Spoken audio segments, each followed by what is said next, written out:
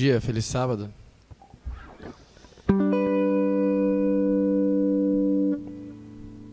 Eu me chamo Adriel, é um prazer estar aqui. Eu queria agradecer o convite. E agora eu vou cantar uma canção que eu acho que a maioria de vocês conhecem, chama Brilhar por Ti. Que possamos render louvores a Deus juntos. Amém?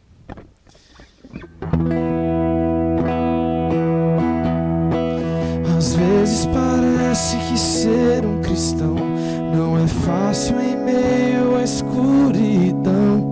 Ainda mais se eu pensar que não é minha luz, mas a união com Deus que o brilho produz.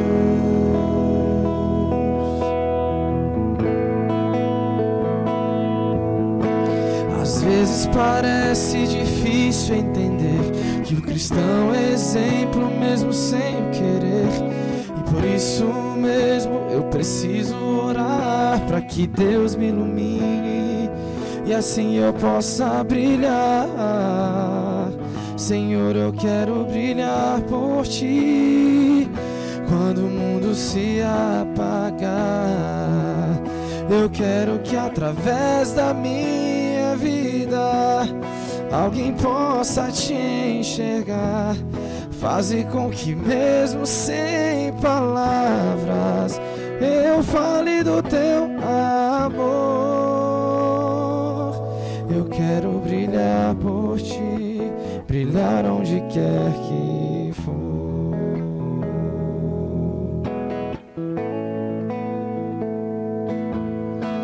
Às vezes eu temo que vou fracassar, pois eu sei que errei e continuo a errar. Mas se a minha luz parece extinguir-se, meu Deus, me dá forças para prosseguir.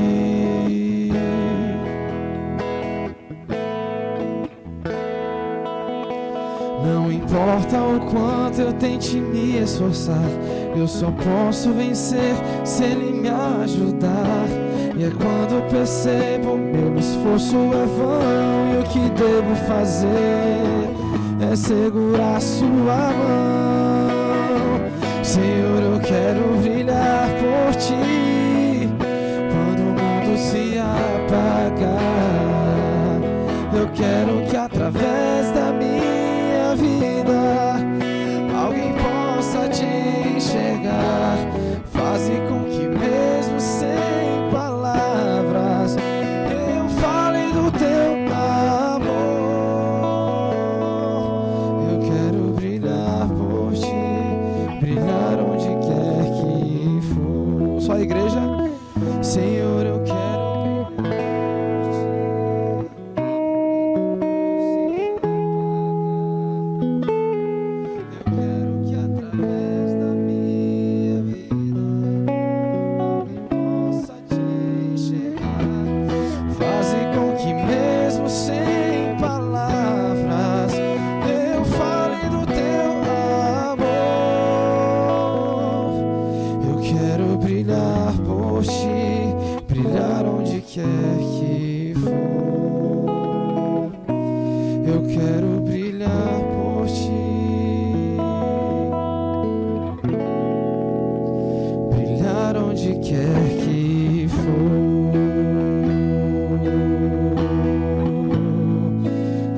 seja louvado.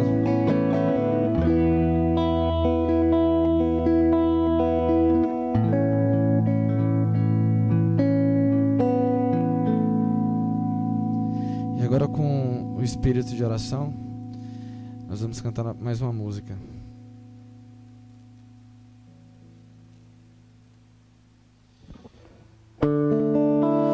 Desde quando eu era criança, ouvi falar de um Deus que abriu o mar vermelho, lutava pelos seus contra feras e gigantes, reinos e nações, e eu me encantava cantando suas canções. Mas o tempo foi passando e eu não quis ouvir. Preferi seguir meus rumos, tentei de Deus fugir, mas no final do meu caminho não conseguia mais andar. Eu senti a sua presença convidando-me a voltar. Cante. Senhor, quero me entregar nos teus caminhos, quero andar e segurar a tua mão e receber o teu perdão. E quero ser a voz que ouvi em minha infância, e vou cantar que não há distância que te possa afastar.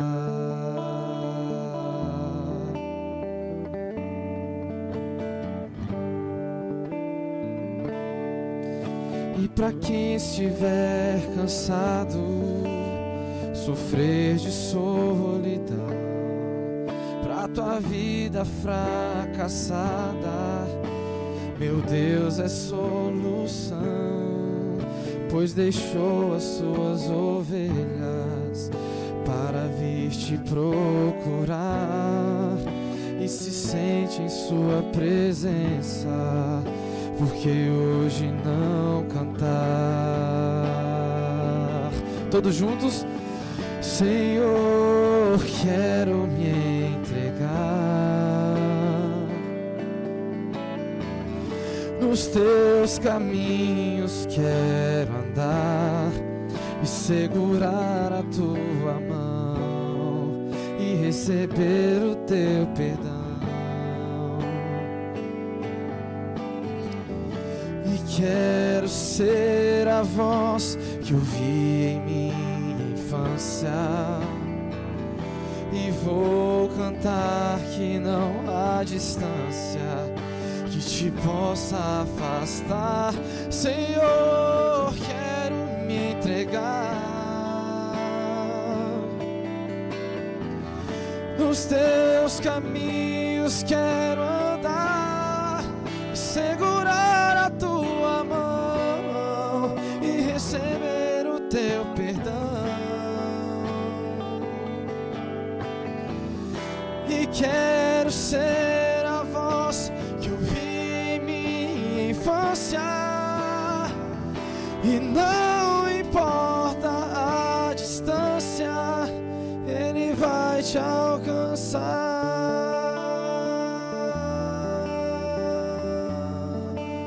Ele vai te alcançar.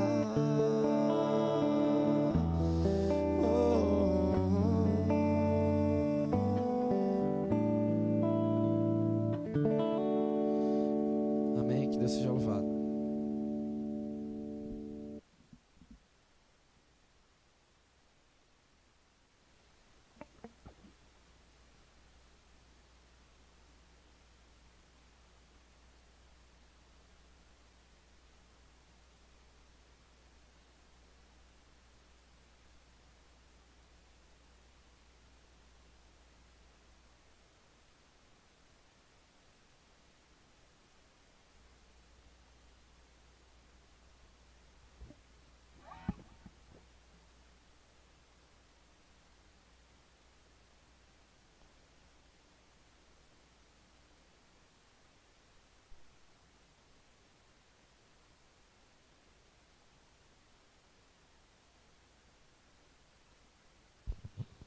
Eu vou pedir licença para poder tirar. Posso tirar, né?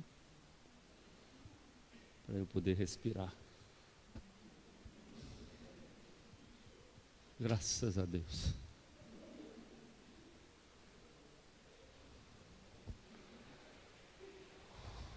A nossa pergunta é: até quando, né? Até quando teremos que andar mascarado? Como a vida é tão interessante, né? Ela modifica, ela nos prega surpresas que a gente sequer imagina, né? Durante toda a minha vida, eu nunca imaginei que deveria andar mascarado na rua. Tem alguns que já não tem problema, que eles já estão acostumados com isso, né? Estou dizendo alguns, por favor, não é deste planeta, né? Eu vou só colocar aqui no local, porque eu quero cronometrar. Eu não sei quanto tempo, irmão Figueiredo, eu tenho. Meu horário normal é até o pôr do sol. Pode ser.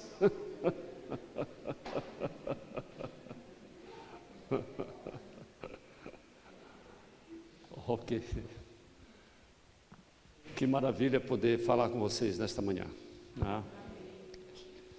Eu estou vendo, eu estava ali pensando como é que seria essa igreja tão grande com poucas pessoas. Claro que nós temos os irmãos que estão neste momento no YouTube, ou nas redes sociais. Eu não sei se, além do YouTube, se teríamos está sendo transmitido pelo Zoom, não? Também pelo Zoom, né? E Instagram também? Também Instagram. Eu, nesses dias de pandemia, eu tenho me sentido muito importante. Eu nunca apareci tanto na televisão como esses dias, né? E as coisas mudam, né? Hoje eu tenho observado que muitas pessoas têm sido assim também. Esse é o segundo sábado aliás, o terceiro sábado que eu saio. Passei 5 meses com a minha esposa, dentro de casa, literalmente, né? Eu ia sair, fazia todos os meus planejamentos, mas meus filhos não permitiam. Interessante que antes, como as coisas se invertem, né? Antes era eu que não permitia e agora são eles que não permitem. E eu vejo que esse problema que eu estou tendo de os filhos começarem a gerenciar a vida da gente, isso não vai acabar tão cedo. Vai piorar cada vez mais, né? Obrigado pelo pastor Rubens, que nos fez o convite, também juntamente com o nosso irmão. Eu só quero chamar ele de Jair Figueiredo, porque eu lembro do presidente, né? Mas do irmão Antônio Figueiredo. E fazia alguns dias que não o via, e eu percebi que o senhor ainda continua o mesmo. Não sei se é porque eu não consegui ver seu rosto direito, né? Mas eu estou achando que o senhor está muito jovem ainda, né? De nada. De nada. Queridos, eu quero fazer uma prece agora com vocês. Vamos orar. Querido Deus, o Senhor é bom e nós não temos dúvida. Nós confiamos na Tua misericórdia, nós confiamos no Teu amor, nós confiamos na Tua bondade. Ó Deus, o Senhor sabe que estamos vivendo um momento em que os sinais, Ele é um deles, nos adverte que estamos bem perto de ver o Senhor retornar em poder, em glória e majestade. Pai, isto vai acontecer. E nós queremos rogar bondosamente, humildemente, para que o Senhor nos auxilie no preparo.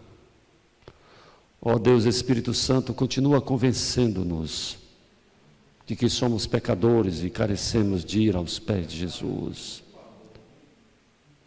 Não permita que olhemos com indiferença tudo o que está acontecendo. Mas, ó Deus, Espírito Santo, incomoda-nos muito, de dia e de noite, para que nos coloquemos aos teus pés. Aos irmãos que estão aqui presencialmente e aos irmãos espalhados por esse Brasil que nos ouve agora também, no aconchego do seu lar, nos hospitais. Não importa onde quer que esteja neste momento, que a tua palavra tenha poder de restaurar, de transformar, de mudar e de nos trazer esperança. Em nome de Jesus. Amém, Senhor. Amém. Irmãos, a mensagem desta manhã se baseia no livro dos Salmos, o cântico número 137, do Inário de Israel. Número 137. Este é um salmo que certamente vocês já ouviram, ou já alguém aqui já utilizou para pregar, para falar. Esse é um salmo interessante. Eu quero, nosso sermão é um sermão expositivo, e nós queremos expor a palavra de Deus. Esse é o nosso objetivo, seguindo a estrutura que temos aí em Salmos, no Salmos 137. O título destes Salmos é bastante sugestivo. Qual é o título? Saudades da Pátria.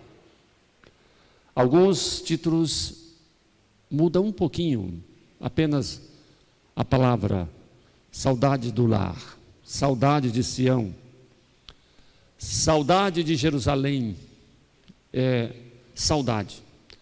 Claro que esse termo é um termo nosso, né, pertence à língua portuguesa, e nós sabemos muito bem o que significa saudade. Eu estou com muita saudade de abraçar. Não sei se vocês estão com essa saudade. Ontem eu ajudei um pouco fazendo as cestas lá na Fé, e cada mês tem trabalhado um grupo de irmãos. Eu imagino que aqui devemos ter pessoas que fazem parte desse grupo Mão Solidária. E quando cheguei ali para ajudar nas cestas, nesse final de semana foi doado 500 cestas básicas, e na próxima semana mais 500 cestas, e a Fé já distribuiu quase 70 toneladas de alimento. Trabalho lindo, maravilhoso. E quando eu cheguei ali, revi meus irmãos, eu não me contive, eles vieram com o cotovelo e eu peguei a mão deles e abracei também. Eles ficaram me olhando. Esse velho não tem medo de morrer. Mas era saudade. Eu cheguei em casa e disse para minha esposa: olha, eu preciso tomar banho porque eu abracei todo mundo. E eu estou até sentindo agora um pouco assim com falta de ar. Eu acho que eu estou começando a ter dificuldades.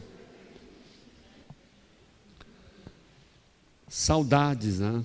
Saudade de poder estar outra vez junto com todos, de ver a nossa igreja lotada como ela é.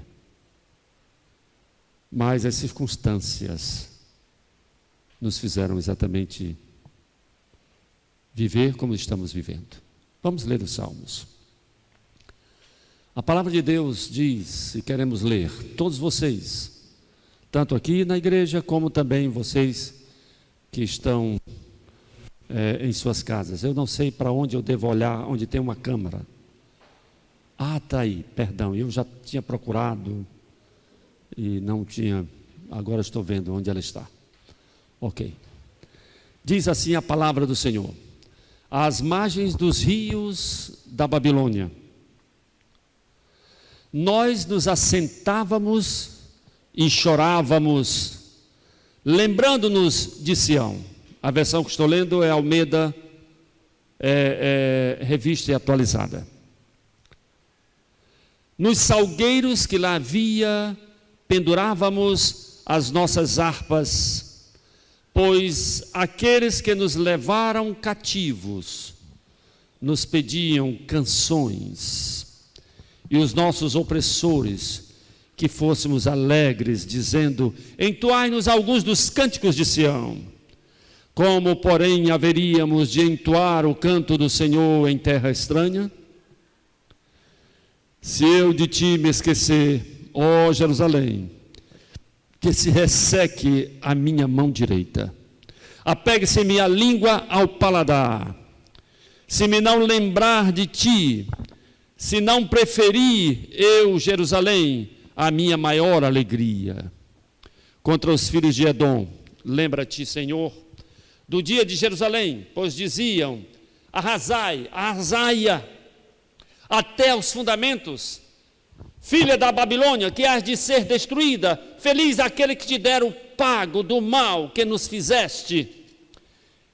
E o cântico termina assim: bem-aventurado, feliz o homem de Israel, estou usando as minhas palavras, que pegar teus filhos de Babilônia, dos edomitas, e esmagá-los contra a pedra.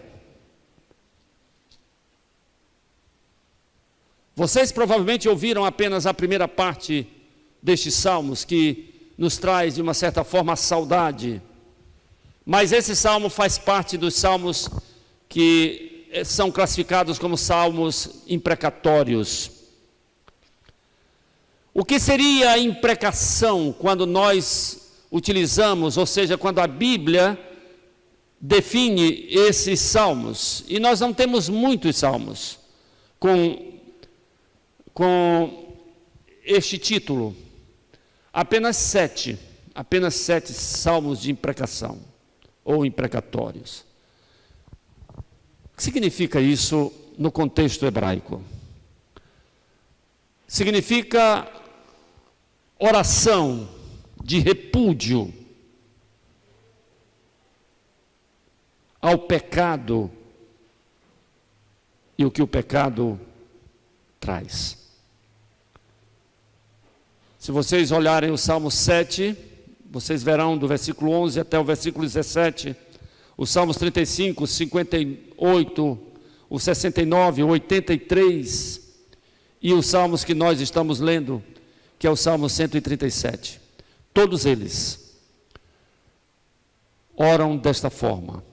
É como se você fosse ao lar de alguém e de repente percebesse que ao falar com ele sobre Jesus, mostrar as palavras de esperança e salvação, e ela continuar desdenhando da palavra de Deus. E às vezes é como se você dissesse assim para eles: se você não se converter, que Deus te amaldiçoe. É como se fosse isso. Você pode imaginar que aqui nós temos, no último verso, no verso 9, uma expressão dura, uma expressão forte, onde o verso começa dizendo: feliz, bem-aventurado, aquele que lançar o teu filho contra a pedra e esmagá-lo contra a rocha. Você pode imaginar um filho de Deus tendo tal atitude, tal comportamento? Mas está na Bíblia. E eu quero rapidamente conversar um pouco com vocês sobre estes salmos. Os salmos imprecatórios é pedindo também justiça de Deus aos ímpios. Aliás, quando falo de ímpio, normalmente no contexto igrejeiro, nós nos imaginamos que ele se refere às pessoas que estão lá fora. Mas não é bem assim. No contexto bíblico, ímpio é aquele que aceitou a Jesus, mas não cumpre o que Jesus pede. Este é o ímpio. é aquele que está sentado no banco da igreja, mas continua vivendo uma vida dissoluta. É aquele que vem aos cultos, mas continua vivendo como se fosse um homem natural. Paulo fala dos homens naturais, ele define 3 classes de seres humanos na terra. Os naturais, que é aquele que nasce em pecado, o salmista diz, de maneira terrível, e em pecado concebeu a minha mãe. Paulo menciona que assim como o pecado veio através de um só homem, o pecado passou a todos os homens. E o salário do pecado é o quê? A morte. Nós nascemos em pecado, somos pecadores, e não há como tirar esse título até quando Jesus, de fato, retornar a esta terra para transformar a tua natureza e a minha numa natureza santa e eterna. Então, o homem natural é aquele que é a criança que ainda nem sabe direito que está vivendo, mas ela já sabe ser egoísta. Ela não está nem aí para a mãe se está cansada, para o pai que trabalhou o dia todo. Ela apenas quer ser ouvida, quer ser atendida, quer atenção. E a gente já percebe esses traços. Esse é o homem natural. Naturalmente pecador. Mas Deus também fala, na palavra de Deus, do homem ímpio. E o homem ímpio está junto apenas didaticamente, mas do homem espiritual. Paulo fala do homem espiritual e o homem carnal. Em Gálatas capítulo 5, ele define essas duas classes. Nós temos os homens que o fruto que lhe vem e que lhe acompanha são os frutos carnais. E aí ela fala de adultério. Eu fico pensando quando ela fala de adultério, prostituição. Irmãos, quantos irmãos dentro da igreja e irmãs acompanham as redes pornográficas? Quantos? Talvez nesse momento esteja falando para alguém que tem esse péssimo hábito, embora tenha o seu nome escrito no respeitado livro da igreja e do céu, ou pelo menos da igreja. Quantas pessoas se habilitam a viver com uma personalidade dupla? Esses são os ímpios, porque os naturais já vivem assim. Os naturais, por exemplo, os jovens naturais, veja, os jovens naturais, ter relação sexual antes do casamento, para eles é alguma coisa terrível, espantosa em nossos dias? O que vocês acham? Não. Aliás, as meninas não têm nenhum problema hoje, elas não estão preocupadas se vão casar virgem ou não. Elas querem saborear do prazer da carne. Isso é natural. Lá fora, qual o problema da mulher ter um final de semana diferente? Ela é casada, mas se o marido concordar, ele pode sair com uma e ela com outro. Não há nenhum problema. Chama-se relacionamento livre. Isso é o quê? Qual o problema de chegar o carnaval e eu pular o carnaval e beijar e abraçar e sair com muitas? Tem algum problema? Não, eu sou naturalmente, essa é a minha. Mas, irmãos, não é natural para aquele que está na igreja e de repente continua fazendo estas coisas. A estes a palavra de Deus chama de ímpios. E vocês vão entender por que estou falando assim, diante dos salmos que é apresentado para nós por Deus nesta manhã. Porque o salmista está falando de um grupo, e nós vamos falar daqui a pouco, dos edomitas. E quando eu olho para os edomitas, eu percebo que eles são parentes, fazem parte do povo de Deus. No entanto, eles estão aí, Deus deseja que eu e você sejamos homens espirituais, mulheres espirituais, convertidos, diferenciados, não pelo que você tem, mas pelo que você é na sua essência. Se vocês observaram, nós não temos o autor destes salmos.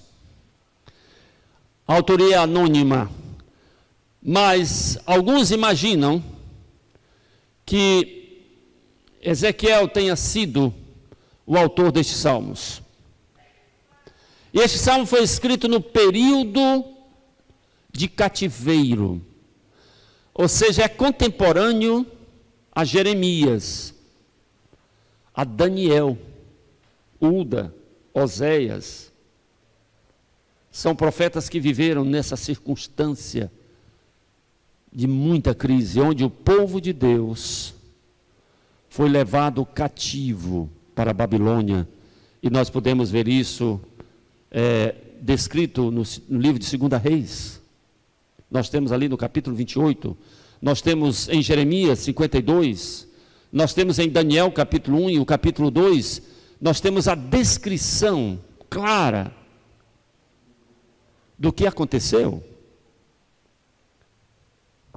Este salmo foi escrito ali, neste período de 70 anos. E o contexto é exatamente esse, e começa o verso dizendo as margens dos rios, e aqui é uma expressão que está no plural, os rios de Babilônia, e de imediato nós imaginamos que as margens dos rios é porque Babilônia é banhada por 2 rios, Tigre e Eufrates. Mas não existia somente o Tigre e o Eufrates, porque nós temos um outro rio, que é apresentado por Ezequiel, o rio, as margens do rio o quê? Lembra? Quebar, né? Foi levantado, rio Quebar, um afluente dos rios, os 2 principais rios de Babilônia. Aliás, Babilônia era uma cidade muito avançada para a sua época. Babilônia era uma cidade considerada a capital do mundo, e nós sabemos disso. E eles fizeram um avançado sistema de irrigação. E como aconteceu, está acontecendo no Brasil, finalmente, onde as águas dos rios, ou do rio São Francisco, chegou finalmente ao Ceará, um dos estados mais que sofre de seca do Brasil, e chegou lá. Recentemente foi inaugurado. Ele tinha vários pequenos rios, que não eram afluentes, mas eles saíam. E normalmente o rei de Babilônia colocava esses escravos, os situava às margens desses pequenos rios. Porque os maiores rios era concedido o privilégio de estar à sua margem somente aqueles que eram nativos. E o povo de Deus estava às margens.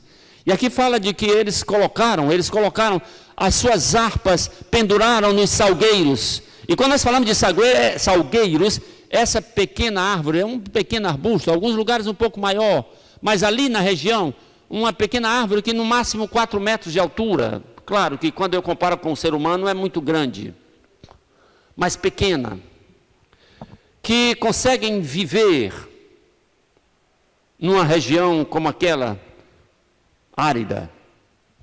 E ali naquela região eles penduraram as harpas.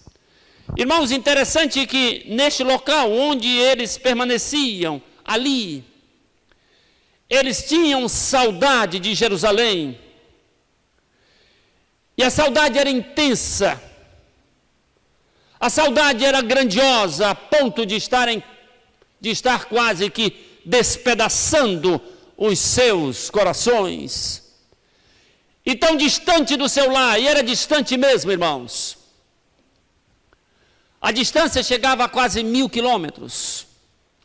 Na época que não existiam meios de locomoção como hoje, nos veículos que temos, que são muito mais rápidos.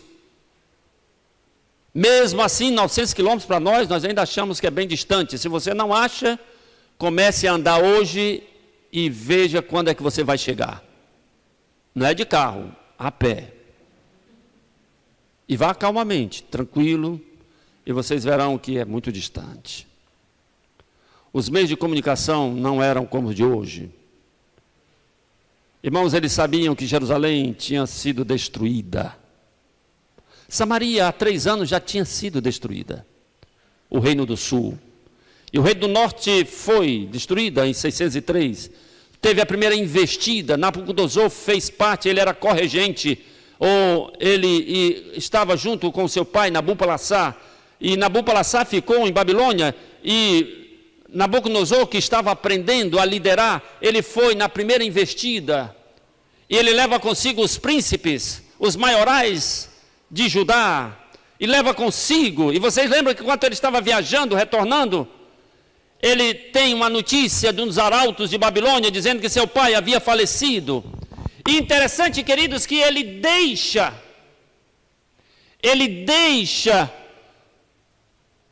um general cuidando dos cativos e parte a galope para tomar conta do reino, para sentar-se no trono. Naquela época tinha que ser muito rápido, porque senão alguém tomava o seu lugar. 3 vezes, irmãos. Na primeira vez foi quando Daniel e seus 3 amigos subiram para Jerusalém.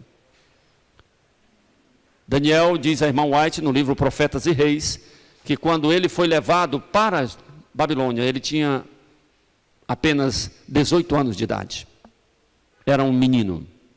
Eu me refiro menino, perdão, àqueles que têm 18 anos, não os chamo de menino, mas estou apenas comparando com a minha idade, 63 anos, quando eu olho para um menino de 18 anos, eu vejo desta forma, muito jovem.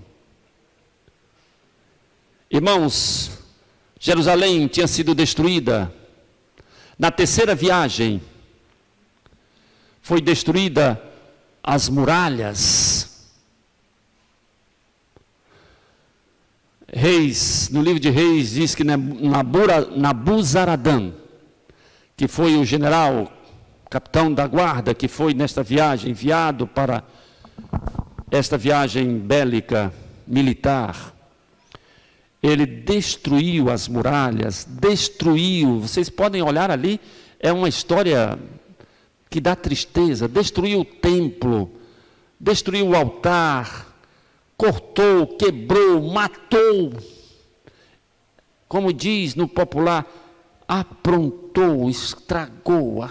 Daniel sabia disso porque ele já estava lá. O que pode acontecer com alguém que resolve olvidar, que resolve não dar atenção às ordens de Deus? Irmãos, isso poderá se repetir em nossos dias. Não que estamos em Jerusalém, mas pode ser, irmãos, que Deus permita que certas coisas aconteçam, tentando chamar a atenção de cada um de nós. Mas, queridos, indo mais à frente, e eu quero agora estar dentro desse processo para que nós possamos partir para os finalmentes. O verso 5, o salmista diz assim: se eu de ti me esquecer, ó Jerusalém, que se resseque a minha mão direita. Aliás, o verso 5 e o verso 6 tem 2 verbos que aparecem 4 vezes. Aparecerão 4 vezes aí nos Salmos. É o verbo esquecer e o verbo lembrar. Se vocês observarem, talvez ao lerem nem prestar atenção para esse detalhe, mas aparece 4 vezes. A palavra de Deus tem esse costume de repetir. Isso significa dando importância. A mensagem é importante. Lembrar. Isso mesmo, esquecer. Há uma outra expressão aí que é muito forte, que é: se eu esquecer que é a minha mão direita, por que não a mão esquerda? Porque, irmãos, culturalmente, dentro da Bíblia, na cultura bíblica hebraica, a mão direita era a mão da honra, da força, da destreza, da guerra, da luta, da defesa, da proteção. A mão direita significava também: aquele que estava do meu lado direito é o meu amigo número 1. Pode olhar que Jesus Cristo segue esse costume. E ele diz que naquele dia ele separará as ovelhas dos cabritos. Não é isso? Dos bodes. As ovelhas vai estar de que lado? Lado direito. E os bodes de que lado? Lado esquerdo. Fique tranquilo que na posição que nós estamos, todos aqui são direitos. Porque o meu direito não é o seu direito, logo o seu direito não é o meu. Compreende? Quando eu digo aqui que é o lado direito, você é direito. E quando eu digo que o lado esquerdo, você que é esquerdo passa a ser direito. Olha que coisa fantástica. Então fiquem tranquilos, aqui todo mundo está do lado direito. Ele diz também: àqueles que estiverem à sua esquerda, por ocasião da sua vinda, ele vai dizer o quê? Malditos, não vos conheço. Mas aqueles que estiverem do meu lado direito, o que vai acontecer? Vinde, bendito meu Pai. Jesus Cristo menciona a João, revela a João em Pátimos, dizendo: ao vencedor, dar-lhe-ei o quê? De sentar-se aonde? À direita, no trono do meu Pai. À direita, irmãos. Quando alguém entrava na sala do rei, e quando se deparava ou estava diante do trono, ele sabia quem era o principal amigo do rei, quem era a pessoa número 2, o rei número 2, porque o número 2 estava onde? À direita, nunca à esquerda. E quando chegava a esposa, a rainha, e ela sentava-se no trono, aquele que era o número 2, ele passava para o lado esquerdo, porque a mulher era a principal pessoa para ele. Ele poderia ter várias mulheres, isso era muito comum naqueles dias, mas as mulheres que não era a primeira, sempre estava do lado esquerdo.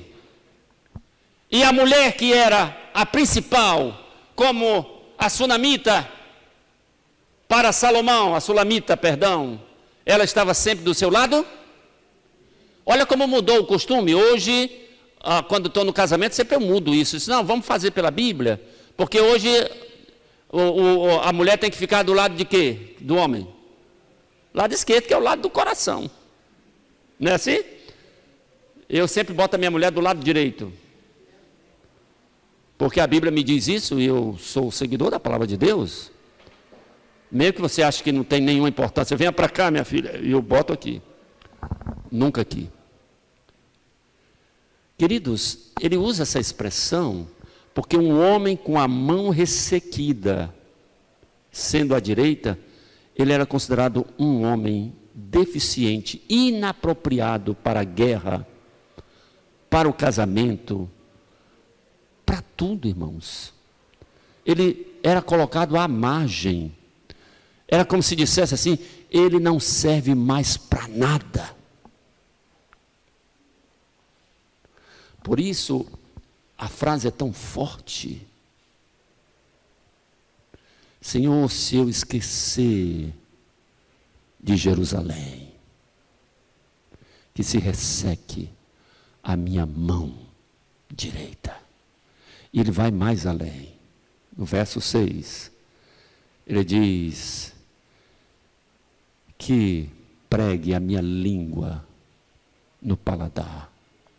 E o paladar está se referindo ao palato superior, como nós conhecemos no comum, céu da boca. Pregue a sua língua agora, nesse momento, no céu da boca. Eu estava tentando falar. Tente falar. Dê bom dia aí com ele. bom dia, consegue. Aí você tem uma noção, imagina, ressecar a mão e pregar a língua. Ora, como se não bastasse, ele também seria alguém que não teria mais habilidade de se comunicar. Irmãos, isso é muito importante para nós. Alguns de nós envolvidos com tantas coisas. E eu lembro que sempre o jargão de antes da pandemia era: eu não tenho o quê? Tempo. Está uma correria maluca. Vocês lembram dessa frase? Lá em casa, nesses 5 meses que passamos ali, nós fazemos o culto agora como deveria ser. Lá em casa, no de vocês eu não sei.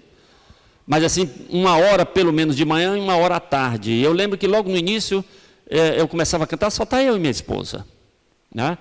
Eu no piano tocando e ela cantando comigo, e a gente às vezes faz dueto, só que só nós dois dá para ouvir, porque se for aqui realmente não vai ser possível, porque eu não canto e ela também não, mas a gente emite algum som que alguns dizem que nós estamos cantando. E eu lembro que a gente começava a cantar um hino e 2, eu gosto muito de cantar, minha esposa também, mas filho, já cantamos 2 hinos, o tempo.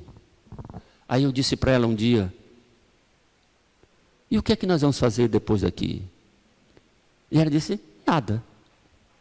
Nós não estamos aqui presos, prisionados na nossa casa. Tu não vai para lugar nenhum, nem eu também. Eu não vou para o trabalho, nem tu também. Então vamos cantar aí o tanto quanto der vontade. E nós começamos nessa pandemia cantando o hino número 1, 2, 3, e já estamos chegando no número 500. Estamos terminando o inário adventista. A gente faz isso lá em casa, pelo menos uma vez por ano. Esse ano já acho que é a 2ª ou 3ª vez que nós estamos repetindo o inário. Cada verso, ou cada hino. Qual o problema? Irmãos, Deus está me dizendo que eu que estou vivendo muito mais intensamente para as coisas desta terra. Talvez eu estou sendo levado a esquecer para onde de fato eu devo ir ou estou indo. Irmãos, quem sabe nós não tínhamos tido tempo, estou dizendo isso, de sentir saudade do que Jesus Cristo prometeu. Não se turbe o vosso coração, credes em Deus, credes também em mim. Na casa de meu pai há muitas moradas, se não fosse assim eu vos teria dito, pois vou preparar-vos lugar. E se eu for e vos preparar lugar, completem. Voltarei, virei outra vez, eu vou voltar para buscar a vocês. Não se preocupem, pensem nisso. Mas irmãos, quem sabe os afazeres da vida nos levaram a esquecer da Nova Jerusalém. Graças a Deus que a sua misericórdia e a sua bondade permitiu na sua soberania que nós parássemos para refletir, para olhar um pouco ao redor e perceber que o tempo que vivemos não é um tempo qualquer, mas é o tempo do fim do tempo. Que estamos às portas de ver o nosso Mestre Jesus retornar a este planeta. Irmãos, quem sabe se isto acontecesse, de esquecer e de fato ocorresse como o salmista aí diz, que ressecasse a nossa mão direita e pregasse a nossa língua, talvez nós teríamos uma grande quantidade de pessoas que entraria aqui desse jeito, sem falar nada. E eu estou nesse grupo também. Irmãos, vamos pedir a Deus para que estas mensagens permaneçam firmes, permaneçam em nossos corações. Queridos, eu quero agora concluir e dizer para vocês o seguinte: o verso 7 é um verso que fala dos filhos de Edom. E ele diz assim: contra os filhos de Edom, lembra-te, Senhor, do dia de Jerusalém, pois diziam: arrasai-a até os fundamentos. Um dia os assírios dirigidos por Nabucodonosor chegaram a Jerusalém, destruíram tudo e levaram prisioneiros os israelitas. E agora me refiro aos 2 norte e sul. Irmãos, os edomitas, eles se voltaram contra Jerusalém, contra os filhos de Jerusalém. Acontece que os edomitas viviam em Jerusalém. Acontece que os edomitas cultuavam no templo em Jerusalém. Irmãos, se você abrir a Bíblia em Obadias, eu queria ler aqui rapidinho com vocês. Vamos abrir a Bíblia em Obadias, capítulo 10, até o versículo 14. Olha que texto impressionante. Obadias, não capítulo, mas o verso 10 a 14, tá bom? Eu quero ler com vocês. Obadias. Logo depois de Daniel, Oséias, tá? Encontraram? Ok. Não tem problema, fiquem tranquilos. Esse é um livro tão pequenininho que ele insiste às vezes em se esconder da gente. Mas graças a Deus nós encontramos. Olha o que diz aí a palavra do Senhor. Diz assim: por causa da violência feita a teu irmão Jacó, cobrir-te-á a vergonha, e serás exterminado para sempre. No dia em que, estando tu presente, estranhos lhe levaram os bens, e estrangeiros lhe entraram pelas portas, e deitaram sorte sobre Jerusalém. Obadias está falando deste momento. Tu mesmo eras um deles. Tu estavas em Jerusalém. É isso que o texto está dizendo. Mas tu não devias ter olhado com prazer para o dia de teu irmão, o dia da sua calamidade, nem ter te alegrado sobre os filhos de Judá no dia da sua ruína, nem de ter falado de boca cheia no dia da angústia. Toma! Vocês merecem, bem feito. Quem eram estes? Ímpios. Lembra que eu falei isso para vocês no início? Tá ali. Eles eram descendentes de Esaú. Sim. Fazia parte do povo de Israel. Estavam ali com eles no dia a dia. Eles se banquetearam. Teve alegria e felicidade. Porque os judeus foram arrasados, destruídos. Vocês não veem algo às vezes semelhante em nossos dias? Irmãos, existe alguns irmãos dentro da nossa igreja que eles dizem assim, bem feito para ele criar vergonha. Nós falamos de irmãos dentro da igreja que às vezes tropeçam e caem. No popular é como sorrir da miséria do outro. Irmãos, isso não é comportamento de alguém que tem a natureza espiritual. Paulo diz em Gálatas 5:22 que o fruto do Espírito é o quê? Paz, amor, alegria, longanimidade, bondade, misericórdia. Não se pode admitir que um irmão dentro da igreja se alegre com a queda do outro. Irmãos, a irmã White descreve esse momento dos edomitas, enquanto Nabucodonosor, com seu exército, caçava aqueles que tentavam fugir ou tentaram fugir. Eles, os edomitas, foram delatores.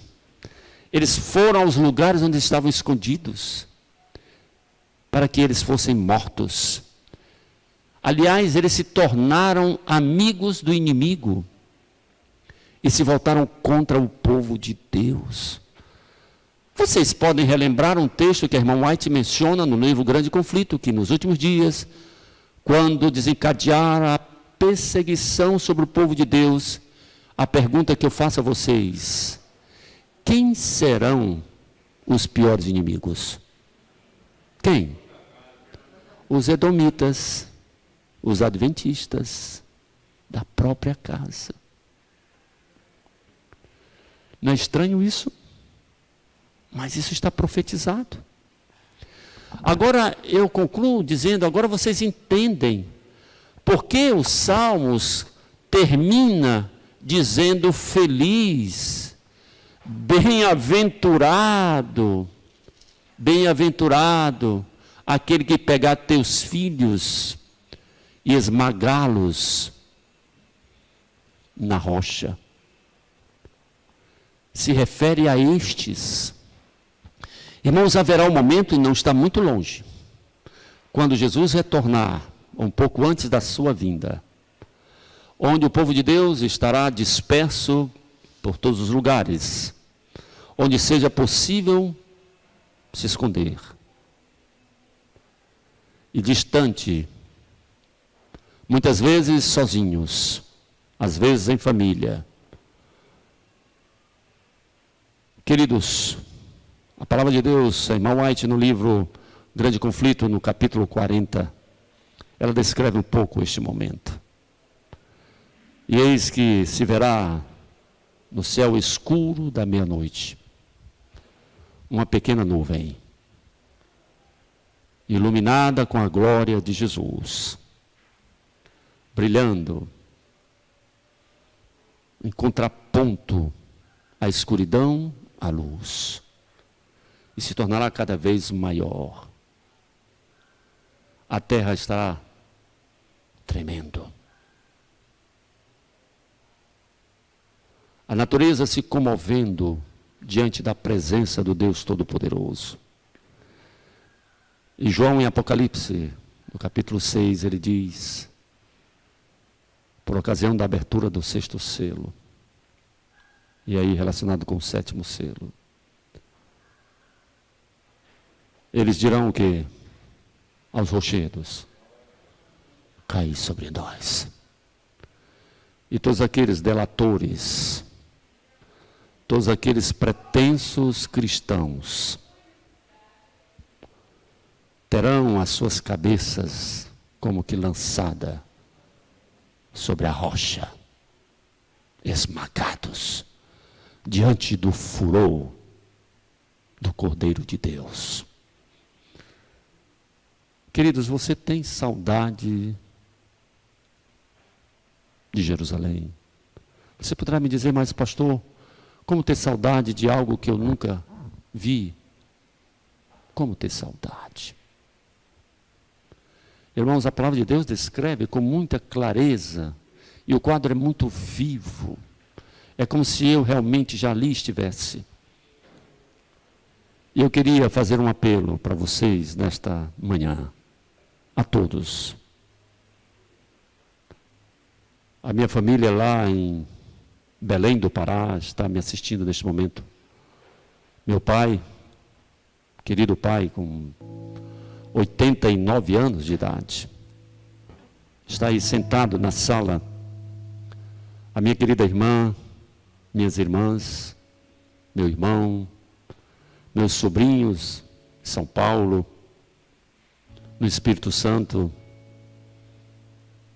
também aqui em Salvador, meus filhos, os vossos filhos que não vieram hoje, porque não é possível. Queridos, o olhar na Jerusalém, a cidade santa, nos fará esquecer de tudo aquilo que está ao nosso redor. A dor não será tão grande se lembrarmos sempre de que Jesus virá em breve. Irmãos, Satanás tomou conta deste planeta por ocasião do pecado de Adão e Eva. Mas Jesus já o venceu na cruz. Jesus já ressuscitou. Venceu o nosso maior inimigo, a morte. Jesus já nos dá a esperança de que, em breve, Se eu e você descermos à sepultura, isso não é problema, porque Ele nos erguerá do pó e nos dará um novo corpo, uma nova vida, e nós iremos finalmente à Cidade Santa. E eu termino, que me veio aqui à mente, o último verso de Daniel capítulo 12, eu quero terminar com isso. O último verso de Daniel capítulo 12. Eu acho lindo, e eu compreendi isso agora. Nós vamos cantar um hino. Ouvi, né? Na realidade, ouvi uma mensagem inspirada, iluminada por Deus. O verso 13, olha o que diz aí. Eu acho isso muito interessante. Diz assim a palavra do Senhor.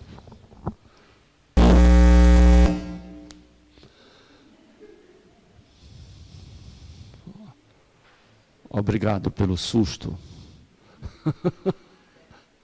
Eu acho que eu tenho meu sustômetro muito sensível, que qualquer coisa, quando eu estou muito concentrado, perdão a todos.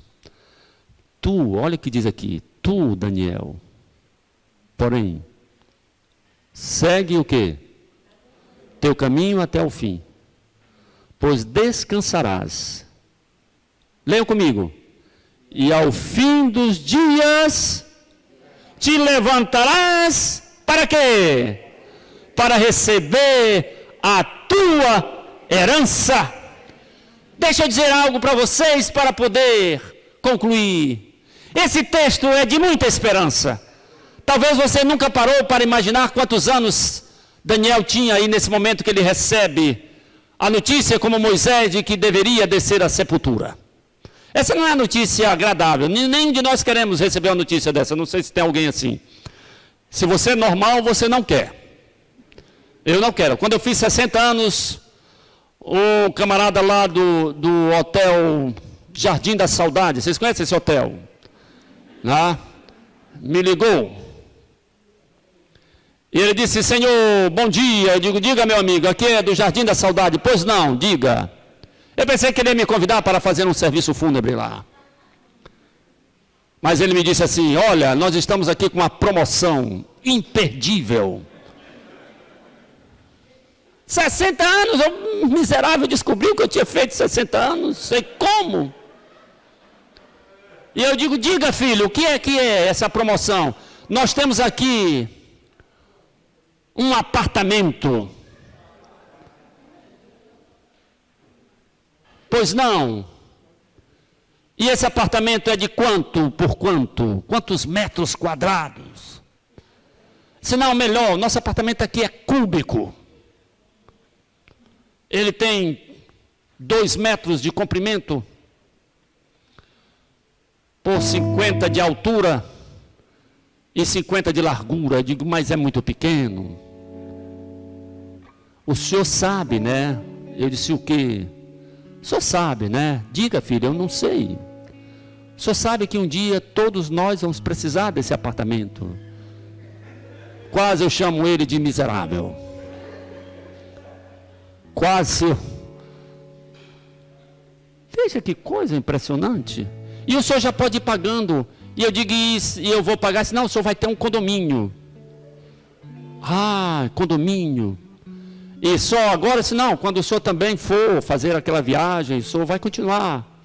Eu continuar? Disse, não, seus parentes. Digo, meu Deus, a dívida é eterna, então. Eu disse para ele, amigo, muito obrigado, mas olha, o senhor não quer. Olha, eu nem sei quando é que eu vou, e no dia que eu for, não sou eu que vou me levar para o lugar onde eu vou. E problema é de quem vai me levar, eu não sei, pode botar em qualquer lugar. Olha, vai ser um tropeço, não sei, se me jogar no rio, no mar, queimar, botar debaixo, não sei. Isso aí é por conta deles, e eu não quero pagar esse condomínio. Irmãos, essa é a única certeza que eu e você temos. E tem alguns que já estão pagando esse condomínio, desse apartamento apertado. Mas Jesus está dizendo, e disse isso para Daniel. Daniel, você vai para esse apartamento, mas tenha certeza, um dia você se erguerá daí.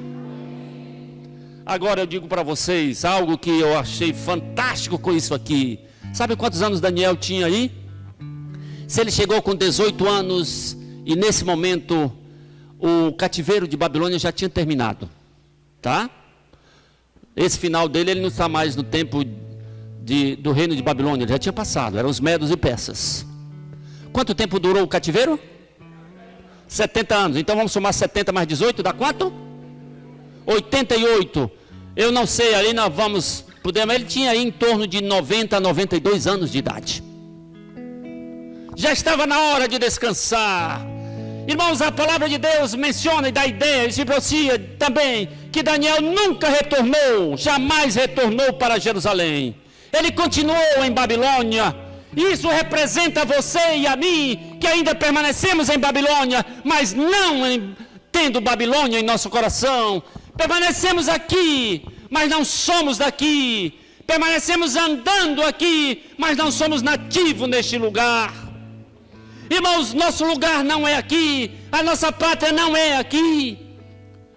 E Daniel, quando se ergueu, porque ele tinha saudade de Jerusalém, mas Deus fez com que ele descansasse, e ele vai erguer-se um pouco antes, e Deus o tirará da sepultura, e a Jerusalém que ele retornará, não será Jerusalém terrestre, mas a Jerusalém celestial. E você também vai fazer isso, vai acontecer com você. Eu e você nunca fomos a Jerusalém, mas querido, se você descer a sepultura, não se preocupe. O Rei dos Reis chamará teu nome. Ivo,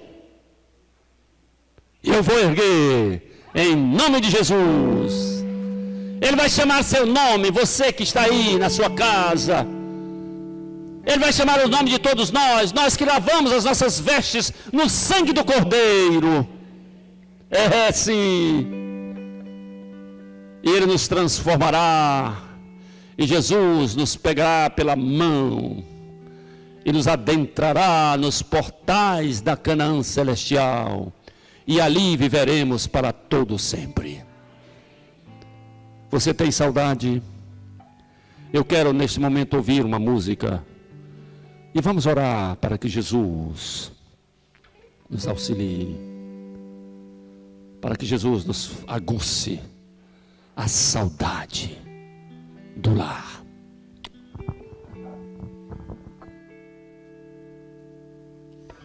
Dizem por aí que eu vou ganhar uma mansão,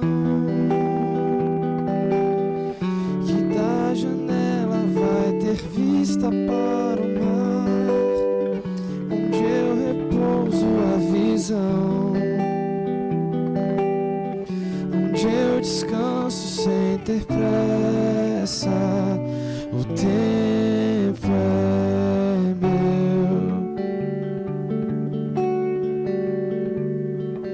Dizem por aí, pra sempre jovem eu serei, e na minha pele não mais marcas haverão, mostrando há quanto tempo eu sou feliz. Só sei que sou feliz, não vai mudar. Mas se eu puder sonhar,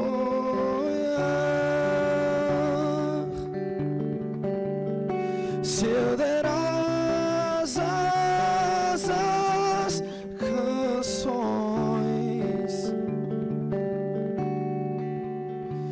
elas pousarão em ti e só em ti vão saciar.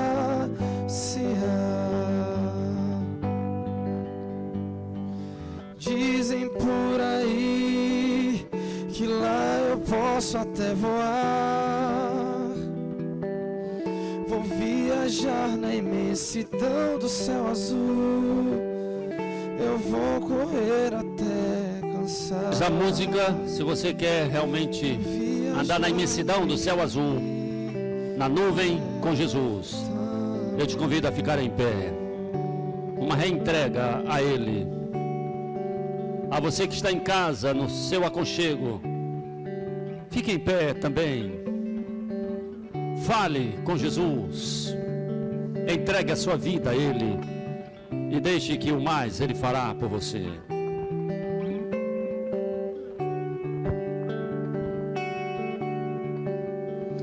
Elas pousarão em ti e só em ti vão saciar. Pode ser uma casinha velha, distante dos amigos, se não fosse pela eternidade. Eu sonho só um dia estar seguro em teu abraço, ouvir tuas histórias e acordar com o brilho dos teus olhos, na certeza que não sobra nada mais pra eu sonhar.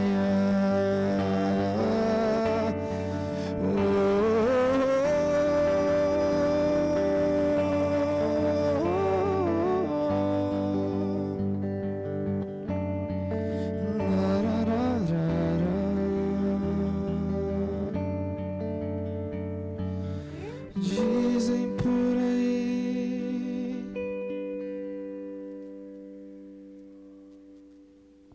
Queridos, é hora de afinar as harpas. É hora de afinar as harpas. Como dizia o saudoso pastor Enoque de Oliveira, já ouvimos os passos de um Deus que se aproxima. Se você não está sentindo saudade da nova terra, da nova Jerusalém, algo está errado em você. Você precisa repensar, precisa formatar, reconfigurar a sua vida. Oremos. Querido Jesus, como é boa a tua palavra, como ela nos ensina, nos exorta. Obrigado pelo que aprendemos nesta manhã, pelo que relembramos também. Ó Deus, nos ajude a lançar fora aquilo que não faz parte da caminhada rumo à Canaã celestial.